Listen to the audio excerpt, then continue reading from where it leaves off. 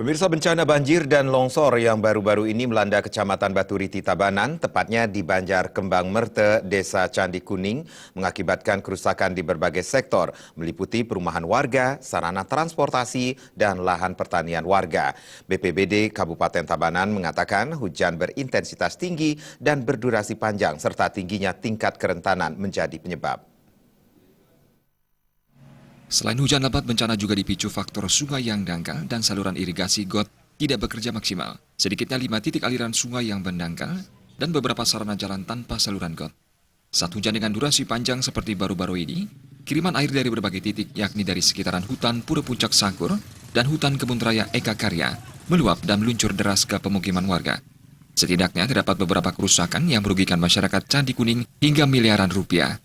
Peristiwa paling parah adalah ambruknya jembatan yang menghubungkan perumahan warga di Candi Kuning. Bupati Tabanan Niputu Eka Wriastuti pun merasa jengah untuk memutar otak demi mendapat solusi terbaik. Rabu lalu yang ditetapkan sebagai hari libur nasional oleh pemerintah pusat, serangkaian pilkada serentak di berbagai daerah, dimanfaatkan Bupati Eka untuk menyambangi lokasi bencana.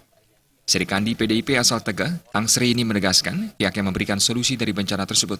Selain Sekap Tabanan Inyoman Wirna Ariwangsa, Bupati Eka juga mengajak jajaran pejabat terkait seperti Asisten 2 Sekda Tabanan Nyoman Miarsana, Asisten 3 Coalit Juli, Kepala BPBD Tabanan, Kepala Bapelitbang Tabanan, Ida Bagus Wiratmaja, dan Kasatpol PP Iwayan Sarba. Hadir pula DPRD Tabanan Nyoman Sudiana, Kabak Humas dan Protokol Setda Kabupaten Tabanan, Camat dan Perbekal, serta tokoh masyarakat setempat.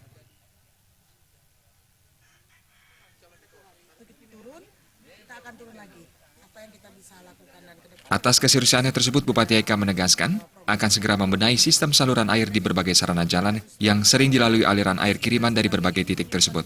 Pihaknya juga memerintahkan langsung saat di lokasi agar jajaran pejabat terkait langsung mencari alat berat untuk memperdalam aliran sungai dan membersihkan sisa genangan lumpur di area pertanian warga. Pada kesempatan itu, selain melakukan peninjauan, Bupati Eka juga menyerahkan bantuan sekedarnya berupa sembako dan uang tunai kepada masyarakat yang mengalami kerugian langsung akibat bencana.